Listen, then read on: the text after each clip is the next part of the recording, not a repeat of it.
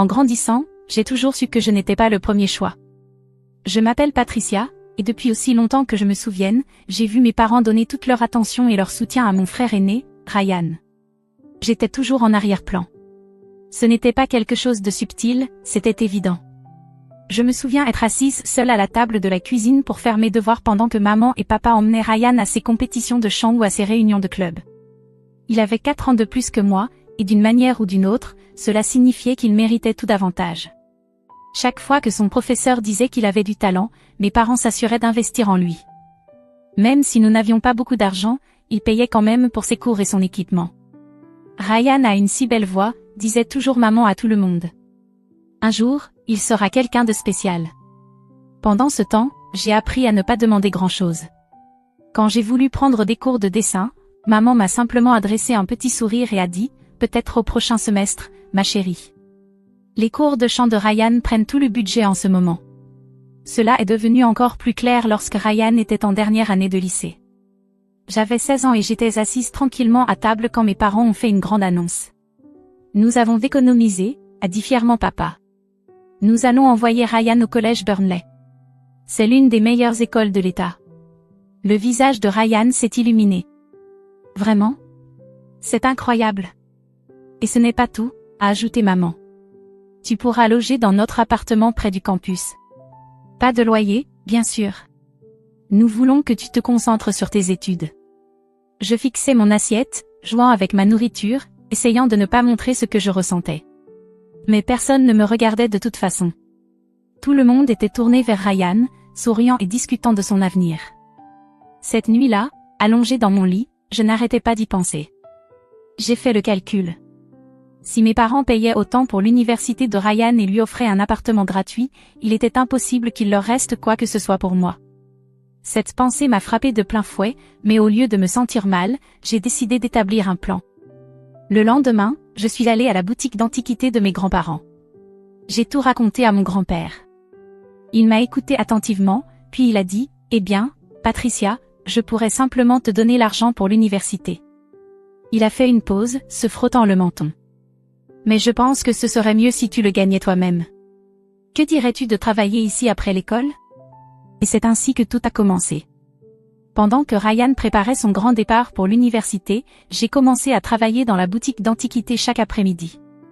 J'aidais à trier les objets, à assister les clients et j'apprenais le métier auprès de mon grand-père. Ma grand-mère m'apportait des collations et me racontait des histoires sur les pièces anciennes que nous vendions. La réaction de mes parents face à mon nouveau travail en disait long. Quand je leur ai dit que j'économisais pour l'université, ils ne m'ont offert ni aide ni encouragement. Ils semblaient simplement soulagés que j'ai trouvé une solution par moi-même. 4 années ont passé rapidement. Chaque après-midi passé à dépoussiérer les meubles et à organiser des bijoux anciens a porté ses fruits. J'avais économisé assez pour payer mes études. Quand j'ai eu mon diplôme de fin de lycée, il n'y a pas eu de grande célébration, juste un dîner tranquille à la maison. Mais cela ne me dérangeait pas. J'étais fière de moi. Je me suis inscrite dans une université publique locale et j'ai choisi un programme de commerce qui ne coûtait pas trop cher. Les frais de scolarité étaient abordables, et j'avais même un peu d'argent de côté. Vivre chez mes parents et prendre le bus pour aller en cours n'était pas très excitant, mais c'était une décision financièrement intelligente. Un soir, j'ai évoqué une idée, « Maman, papa, j'ai pensé à acheter une voiture d'occasion. Ce serait plus pratique pour aller en cours. » Papa n'a même pas levé les yeux de son téléphone. Désolée, Patricia. Nous n'avons tout simplement pas l'argent pour ça en ce moment. Maman a ajouté, le bus, c'est très bien. Beaucoup d'étudiants l'utilisent. J'ai serré les dents. Je me souvenais de la façon dont ils avaient aidé Ryan à obtenir son permis et lui avaient même donné de l'argent pour sa première voiture. Mais ça, c'était du passé. Cela n'avait plus d'importance maintenant. Ma première année d'université est passée rapidement. Juste au moment où je terminais mes examens de printemps, notre maison a été soudain remplie d'excitation, Ryan était diplômé de Burnley College. Maman et papa ont organisé une grande fête, invitant ce qui semblait être la moitié de la ville. La maison était bondée de parents, d'amis et de voisins, tous venus célébrer Ryan. J'étais dans la cuisine en train de préparer des snacks quand il est entré, faisant une entrée remarquée avec une jolie femme blonde à son bras, Jennifer, sa petite amie de l'université. Il souriait en se tenant la main et en traversant la pièce. Tout le monde, annonça Ryan en attirant l'attention de la foule, Jennifer et moi avons une grande nouvelle à partager, nous sommes fiancés. La pièce explosa en acclamations et en félicitations. Maman éclata en larmes de joie, et papa donna à Ryan une tape dans le dos si forte que j'ai cru qu'il allait tomber.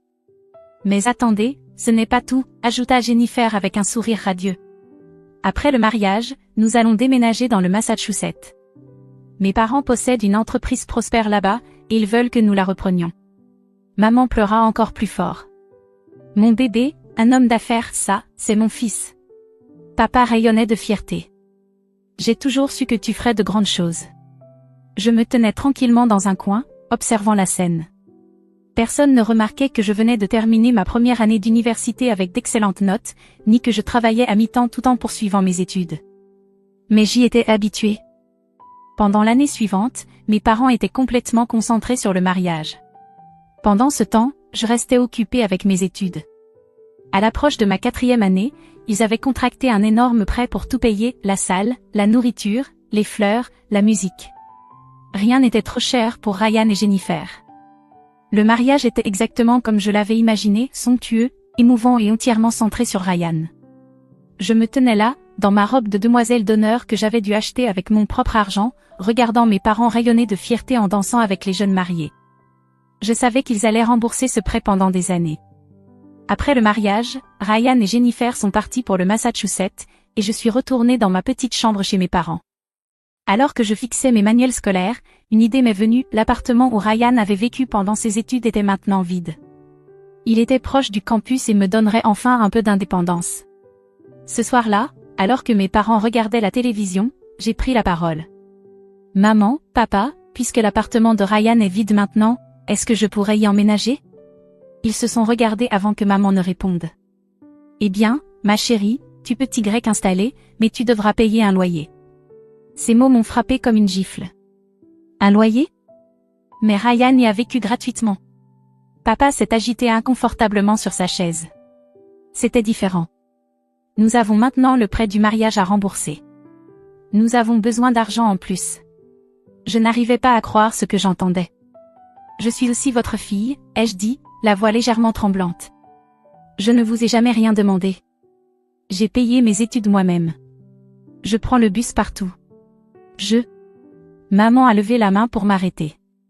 Elle et papa ont échangé l'un de ces regards silencieux, ceux qu'ils avaient quand ils décidaient s'ils allaient dépenser de l'argent pour les activités de Ryan. D'accord, a finalement dit maman. Nous te demanderons seulement la moitié du loyer normal. J'avais envie d'argumenter, mais je savais que c'était la meilleure offre que j'allais obtenir. D'accord. Je le prends. Ce week-end-là, j'ai emménagé dans l'appartement. La présence de Ryan était encore partout, des petits trous dans les murs là où étaient accrochés ses posters, des auréoles sur la table basse laissées par ses longues sessions d'études nocturnes. J'ai pris des heures supplémentaires au café pour payer le loyer, travaillant souvent jusqu'à la fermeture. Entre les cours, les révisions et le travail, je n'avais presque plus de temps pour dormir. Ma dernière année d'université est passée dans un tourbillon de manuels scolaires, de tabliers de café et de révisions jusqu'à minuit. Avant même que je ne m'en rende compte, le jour de la remise des diplômes était arrivé. Alors que les familles de mes camarades préparaient de grandes fêtes, mes parents ont décidé de faire simple, juste un dîner tranquille à la maison. Ils n'ont invité que mes grands-parents, pas de grandes fêtes, pas d'invités supplémentaires, pas de traiteurs luxueux comme pour la remise de diplôme de Ryan. Nous étions assis autour de la table à manger, savourant la lasagne que j'avais moi-même préparée. Grand-mère a tendu la main et a serré la mienne. Patricia, ma chérie, nous sommes tellement fiers de toi, a-t-elle dit chaleureusement. Obtenir ton diplôme avec mention tout en travaillant à mi-temps, c'est une réussite incroyable. Avant que je puisse répondre, le téléphone de maman a vibré. Son visage s'est illuminé en lisant le message. Oh, en parlant de réussite, a-t-elle dit en me coupant la parole. Ryan vient d'envoyer un message. L'entreprise marche super bien. Ils ouvrent de nouveaux établissements. Je suis restée assise là, regardant mon dîner de remise de diplôme se transformer en célébration du succès de Ryan dans le Massachusetts. Mes grands-parents ont échangé des regards entendus, et grand-père m'a donné une tape discrète sur l'épaule en signe de soutien. Mais mes efforts pendant l'université ont porté leurs fruits plus vite que je ne l'avais espéré. Juste 3 semaines après l'obtention de mon diplôme, j'ai décroché un emploi chez Scott & Larry, l'un des cabinets les plus respectés de la ville. Le salaire était encore meilleur que ce que j'espérais, et j'étais impatiente de commencer ma carrière. Cette excitation a duré exactement 4 jours, jusqu'à ce que mes parents découvrent mon salaire. Maman est arrivée à mon appartement sans prévenir. Patricia, dit-elle en s'asseyant comme si c'était une visite ordinaire. Maintenant que tu gagnes bien ta vie, tu devrais commencer à payer le loyer en entier. Je l'ai regardée, incertaine d'avoir bien entendu. Mais nous avions convenu de la moitié. C'était quand tu étais étudiante, répondit-elle comme si c'était évident. Maintenant, tu peux te le permettre. J'ai voulu lui rappeler que Ryan avait vécu ici gratuitement même après avoir trouvé un emploi, mais j'avais appris que me comparer à lui ne servait à rien. L'appartement était parfaitement situé, à seulement 15 minutes à pied de mon bureau, alors j'ai accepté à contre-séure. La vie a repris son cours. Je me suis concentrée sur mon travail, déterminée à faire mes preuves dans l'entreprise. Chaque mois, sans faute, maman appelait. Patricia, ma chérie, juste un rappel pour le loyer. Il est du dimanche. Nous comptons sur cet argent. Pendant des années, ça a continué ainsi. J'ai travaillé dur et j'ai fini par obtenir une grosse promotion et une augmentation de salaire, mais je n'en ai parlé à personne. J'avais appris ma leçon, le moindre signe de réussite financière ne ferait qu'entraîner plus de demandes de la part de mes parents. Au fil du temps, j'ai appris par quelques nouvelles que Ryan et Jennifer avaient eu un petit garçon. J'avais vu des photos sur les réseaux sociaux, mais je n'étais jamais allée leur rendre visite. Nos conversations se résumaient à de brefs messages d'anniversaire et de vœux pour les fêtes. Et cela me convenait parfaitement. Puis vint l'appel qui changea tout. Patricia, la voix de maman était tendue. Nous devons parler de ton frère. Il y a eu des complications. J'ai fermé les yeux, sachant déjà où cette conversation allait mener. L'entreprise, elle a fait faillite, poursuivit-elle. Il s'est violemment disputé avec les parents de Jennifer. Ils sont furieux de sa gestion et ne lui adressent plus la parole. J'ai pris une grande inspiration. Oh, ai-je dit prudemment. J'imagine qu'il va rester chez vous avec papa? Maman hésita. En fait, l'appartement où tu vis est assez grand. Il va y emménager. Le téléphone faillit glisser de ma main. Quoi? Maman, c'est mon chez-moi. J'y vis depuis des années. Ne sois pas dramatique, Patricia. Ton frère a besoin d'aide. Il n'a plus d'argent pour l'instant, alors il restera là gratuitement. Toi, tu continueras à payer le loyer. C'est absurde, ai-je protesté. S'il emménage, peut-être que je devrais simplement chercher mon propre appartement. Ne t'avise même pas de faire ça, coupa sèchement maman. Nous avons plus que jamais besoin de ton loyer. Ryan traverse une période difficile. Tu ne voudrais pas lui compliquer encore plus la vie, n'est-ce pas? J'ai secoué la tête, incrédule, et j'ai raccroché sans un mot de plus. Le jour du déménagement fut encore pire que ce que j'avais imaginé. Ryan, Jennifer et leur bébé en pleurs, Eric, sont arrivés avec des tonnes de bagages et d'affaires pour bébé. Maman était là pour superviser, ce qui signifiait en réalité me rendre la vie impossible. Patricia, libère ta chambre, ordonna-t-elle, les mains sur les hanches. Ryan et Jennifer en ont besoin pour la chambre d'Eric. Je suis restée figée sur le seuil de ma chambre, le seul espace que je pouvais appeler le mien depuis 5 ans. Quoi? Et moi, je dors où? Le canapé du salon est très bien, dit-elle en commençant déjà à déplacer mes affaires. Tu n'es pas sérieuse. Je paie un loyer ici, un loyer complet, et vous me faites dormir sur le canapé? Le regard de maman se durcit. Ne sois pas égoïste, Patricia. Ton frère a un bébé. Les bébés ont besoin d'une vraie chambre. J'ai regardé, impuissante, ma chambre se transformer en une nurserie, avec un berceau, une table à langer et toutes les affaires de bébé. Mes affaires, elles, furent entassées dans un coin du salon, qui était désormais ma chambre. Les semaines suivantes furent un cauchemar absolu. Ryan passait ses journées à traîner dans l'appartement, à se plaindre de ses beaux-parents ou à parler de ses jours de gloire en tant qu'homme d'affaires à succès. Jennifer était soit en pleurs, soit en train de se disputer avec Ryan pour savoir qui devait changer la couche d'Eric. Le bébé, sentant la tension, pleurait sans arrêt. Chaque jour, je rentrais du travail épuisé, pour trouver l'évier rempli de vaisselle sale, des jouets éparpillés partout et du linge sale qui débordait. Au début, j'ai essayé d'ignorer. Mais bientôt, la vaisselle a attiré des fourmis, et le désordre a rendu impossible toute tentative de me détendre dans mon coin de vie. Alors, j'ai nettoyé. J'ai cuisiné. J'ai fait la lessive. Mais à chaque fois que je préparais un repas, il disparaissait mystérieusement avant que je ne puisse même en prendre une bouchée. Un soir, après une journée particulièrement frustrante au travail, j'ai décidé d'offrir à Ryan une chance de se remettre sur pied. Ryan, dis-je en essayant de garder mon calme, mon entreprise a quelques postes ouverts. Je pourrais parler au RH pour toi. Les avantages sont excellents et le salaire de départ est correct.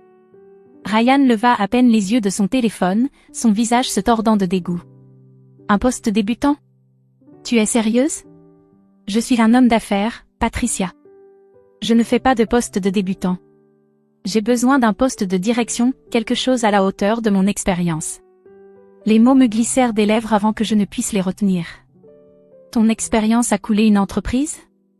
Le visage de Ryan s'assombrit. Tu ne sais rien de ce qui s'est passé. C'était la faute de mes beaux-parents. Ils m'ont piégé. Il s'éloigna en trombe vers mon ancienne chambre pendant que je restais là, me demandant combien de temps encore je pourrais vivre ainsi. 4 mois après le début de cette cohabitation infernale, j'étais assise à la table de la cuisine, désormais recouverte de restes de nourriture séchée d'Eric et de taches de café de Jennifer, en train d'examiner mes relevés bancaires. Les chiffres ne mentaient pas. Mes dépenses avaient presque doublé depuis que Ryan et sa famille avaient emménagé. C'était le déclic dont j'avais besoin. J'ai pris mon téléphone et appelé mes parents, déterminés à rester calme et raisonnable. La conversation s'est déroulée exactement comme je le redoutais. Maman, papa, nous devons parler de la situation de vie, commençai-je. Ryan et Jennifer ne paient rien. Ils mangent toute ma nourriture, utilisent les services que je finance, et... Patricia, m'interrompit maman, la voix tranchante. Je n'arrive pas à croire à quel point tu es égoïste. Ton frère a tout perdu. Ses beaux-parents l'ont trahi. Il a un bébé à s'occuper. La voix de papa résonna en arrière-plan. Tu devrais être reconnaissante d'être en position d'aider ta famille. Mais c'est bien ça le problème, dis-je en essayant de rester posée. Je ne me contente pas d'aider, je porte tout sur mes épaules. Je paie toutes les factures. Il n'achète même pas de courses. Ça suffit, trancha maman. Ton frère traverse une période difficile. Ça ne durera pas éternellement. Tu dois être plus compréhensive.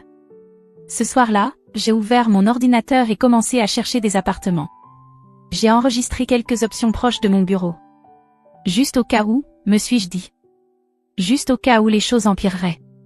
Les choses empirèrent exactement 3 semaines plus tard. J'étais assise sur mon canapé-lit, essayant de me concentrer sur des documents de travail pendant qu'Eric pleurait en arrière-plan. Ryan et Jennifer en étaient à leur 4e dispute de la journée. Puis la sonnette retentit. Avant que quiconque ne puisse répondre, mes parents entrèrent.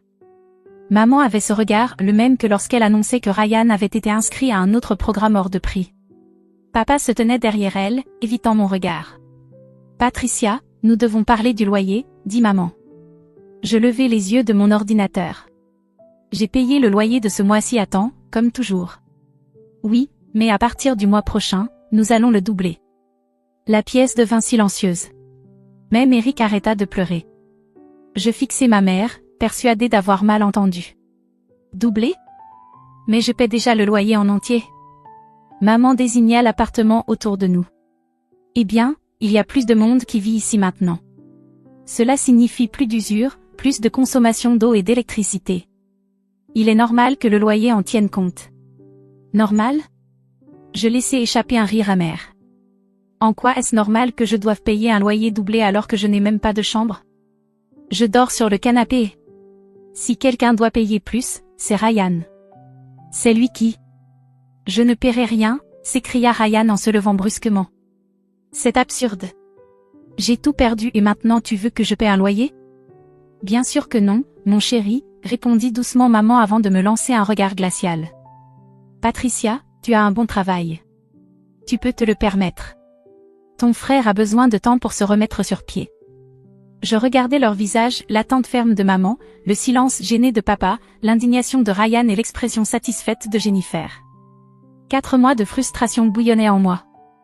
Mais je les ravalais. Je hochai la tête. Très bien, dis-je doucement. Loyer doublé. À partir du mois prochain. Le visage de maman s'illumina de satisfaction. Elle et papa partirent peu après, visiblement ravis que tout se soit déroulé sans accroc. Il n'avait aucune idée qu'il venait de me donner le dernier coup de pouce dont j'avais besoin pour prendre ma décision. Plus tard dans la nuit, allongé sur mon canapé-lit inconfortable, j'essayais de lire. C'est alors que j'entendis Ryan et Jennifer parler dans la cuisine. Ils murmuraient, mais leur excitation les rendait imprudents. « Tu y crois ?» gloussa Jennifer. « Ta mère vient de me dire qu'ils nous donnent la moitié du loyer de Patricia chaque mois. » La réponse de Ryan me fit bouillir de rage. Évidemment qu'ils le font. Ils savent qu'on a besoin d'aide en ce moment. Patricia gagne bien sa vie. Elle peut nous soutenir un moment. C'est parfait, continua Jennifer. On vit ici gratuitement et en plus, on a de l'argent en extra. Ta sœur n'a pas besoin de savoir. Je serrai mon livre si fort que mes jointures blanchirent. Tout ce temps, je pensais que mes parents étaient simplement injustes, mais ce n'était pas juste du favoritisme, c'était un plan. Ils n'aidaient pas seulement Ryan. Ils m'utilisaient pour financer sa paresse. J'attrapai mon ordinateur portable et ouvris les annonces d'appartements que j'avais enregistrées. L'une d'elles attira mon attention, un 2 pièces moderne dans un immeuble calme, encore plus proche de mon bureau que mon logement actuel. Le loyer était exactement le même que ce que je payais avant l'augmentation. J'appelai immédiatement le numéro, gardant ma voix basse. « Bonjour, je suis intéressé par l'appartement sur Cedar Street. »« Oui, je peux venir le voir tout de suite. »« Parfait, j'y serai dans 20 minutes. » L'appartement était tout ce que je voulais, propre, calme et surtout sans Ryan. Je signai le bail sur le champ et payai la caution avec mes économies d'urgence. De retour à l'appartement, j'attendis que tout le monde soit endormi avant de faire silencieusement mes valises avec l'essentiel. 2 grandes valises suffirent. Je laissai les meubles derrière moi, cela ne valait pas la peine de m'encombrer. Je pouvais acheter de nouvelles choses, des choses qui ne me rappelleraient pas ce cauchemar. Le lendemain matin, je roulai mes valises jusqu'à la porte. Ryan était assis à la table de la cuisine, faisant défiler des offres d'emploi qu'il n'avait aucune intention de postuler. « Tu vas quelque part ?» demanda-t-il sans lever les yeux. « Voyage d'affaires d'1 mois », mentis-je sans effort. « Gros projet dans notre bureau de Columbus. » Il grogna simplement, perdant déjà tout intérêt. Ce soir-là, j'emménageai dans mon nouvel appartement. Je commandai un plat à emporter et m'assis sur le sol de mon salon vide, savourant le silence. Plus de bébés qui pleurent. Plus de disputes incessantes. Plus de parents me faisant culpabiliser. Juste du calme. Pendant le mois suivant, je vécus paisiblement dans mon nouveau chez-moi. J'achetai un lit confortable. Un vrai canapé, pas un sur lequel je devais dormir. Des ustensiles de cuisine que moi seul utiliserais. Je cuisinais des repas qui restaient dans mon frigo jusqu'à ce que je les mange. Je dormais toute la nuit sans être réveillée par les cris d'Eric. Puis, pile au bon moment, mon téléphone sonna. C'était ma mère. Patricia, lança-t-elle d'un ton sec, sans même un bonjour. Pourquoi n'as-tu pas envoyé le loyer complet? Nous avions convenu du double, tu te souviens? Je ne pus m'empêcher de rire. En fait, maman, je suis au courant de ton petit arrangement avec Ryan et Jennifer. Comptais-tu un jour me dire que la moitié de mon loyer leur était directement versée? Cela ne te regarde pas. Ton frère a besoin. Non, maman, l'a coupé je, toujours en riant. Ce dont mon frère a besoin, c'est de grandir et d'assumer ses responsabilités pour une fois dans sa vie. J'ai déménagé. J'ai trouvé mon propre appartement. L'appartement est maintenant à toi et à Ryan. Tu quoi? Hurla-t-elle. Tu ne peux pas faire ça. Nous avons besoin de cet argent. Eh bien, répondis-je en souriant pour moi-même, je suis sûre que Ryan va se ressaisir et commencer à payer le loyer maintenant qu'il a du temps pour se remettre sur pied. J'ai hâte de voir comment ça va se passer pour vous. Silence. Je pouvais entendre les rouages tourner dans sa tête alors que la réalité s'abattait sur elle. Leur source facile d'argent venait de disparaître. Il ne leur restait plus que leur fils sans emploi, qui n'avait jamais payé une seule facture de sa vie. Patricia, ma chérie. La voix de maman devint soudain douce et mielleuse, celle qu'elle prenait toujours lorsqu'elle voulait quelque chose. Ne prenons pas de décision hâtive. On peut trouver un arrangement. Et si on revenait au loyer d'origine? C'était raisonnable, non? Je m'enfonçai dans mon nouveau canapé, celui que j'avais choisi moi-même, dans mon appartement, où plus jamais personne ne pourrait m'expulser de ma propre chambre. Non, maman, ça n'arrivera pas. Mais Patricia, nous sommes une famille. Tu ne peux pas simplement. Une famille, l'interrompis-je. C'est comme ça que tu appelles le fait de donner mon argent à Ryan dans mon dos? De me chasser de ma chambre alors que je paie toutes les factures? De m'avoir traité comme un distributeur automatique toute ma vie pendant que Ryan était traité comme un roi? Ce n'est pas juste. Nous avons toujours. Au revoir, maman. Je mis fin à l'appel et bloquai leur numéro. Cela fait maintenant 7 mois. Je n'ai jamais demandé de nouvelles, mais mes grands-parents me les donnent quand même. Ils savent que j'en ai besoin, j'ai besoin de savoir que j'ai pris la bonne décision. Selon mes grands-parents, Ryan, Jennifer et Eric vivent toujours dans l'appartement. Ils n'ont pas payé un seul mois de loyer. Maman et papa couvrent toutes les charges et leur donnent même de l'argent en plus parce que le bébé a besoin de certaines choses. Ryan n'a toujours pas trouvé de travail. Apparemment, il n'y a pas beaucoup de postes de direction pour les hommes d'affaires ratés avec un historique de faillite. Pendant ce temps, ma vie est paisible. J'ai obtenu une nouvelle promotion au travail, je me suis acheté une voiture et j'ai commencé à suivre des cours du soir pour mon MBA. Mon appartement est toujours propre. Ma nourriture reste dans le frigo jusqu'à ce que je décide de la manger. Et chaque nuit, je dors dans mon propre lit. L'autre jour, j'ai croisé la cousine de Jennifer à l'épicerie. Elle a mentionné avec désinvolture que Jennifer et Ryan attendaient un autre bébé. Je me suis contentée de sourire et de lui souhaiter le meilleur, en sachant que quelque part de l'autre côté de la ville, mes parents sont probablement déjà en train de chercher comment financer une nouvelle chambre de bébé. Mais ce n'est plus mon problème. Pour la première fois de ma vie, je me mets en priorité. Et ça me semble absolument juste.